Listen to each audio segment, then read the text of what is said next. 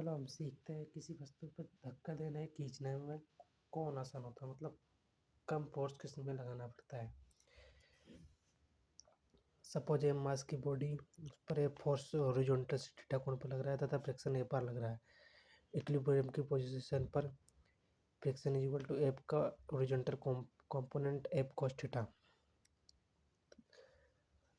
चलो फोर्स को हॉरिजॉन्टली और वर्टिकल में बैलेंस करने पर हॉरिजॉन्टली है friction is equal to F cos theta and vertically N plus F sine theta is equal to M G ना।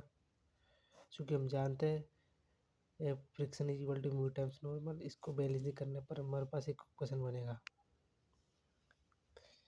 ये बनेगा।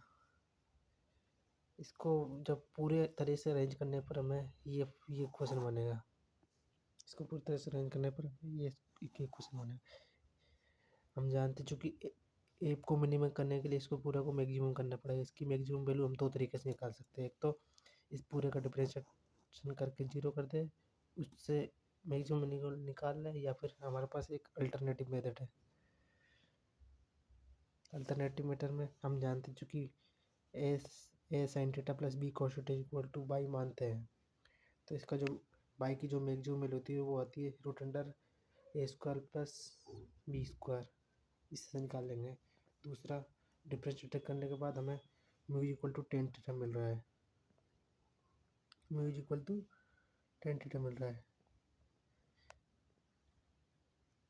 ना। तो इसको जब ट्रिग्नोमेट्री रूल से करने पर हमें एफ मिनिमम आ रहा है mu M G upon root under one plus mu square, इससे भी आ रहा है। जब दोनों में नॉर्मल का कंपेयर करने पर हमें धक्का देने में ज़्यादा नॉर्मल मिल रहा है। दोनों का नॉर्मल कंपेयर करने में हमें धक्का देने में ज़्यादा नॉर्मल मिल रहा है। नॉर्मल ज़्यादा तो उसमें से फ्रिक्शन भी ज़्यादा होगा। अगर उसमें फ्रिक्शन ज़्यादा तो मैं फोर्स लगाना, मतलब जो नीडेड फोर्स है उसमें भी ज़्यादा देना पड़ेगा। जिस वजह से हम कह सकते हैं कि खींचना आसान है रेदर देन धक्का देना, क्योंकि धक्का देने में फ्रिक्शन ज़्यादा क्यों होता है कि उसमें नॉर्मल ज़्यादा लगता है।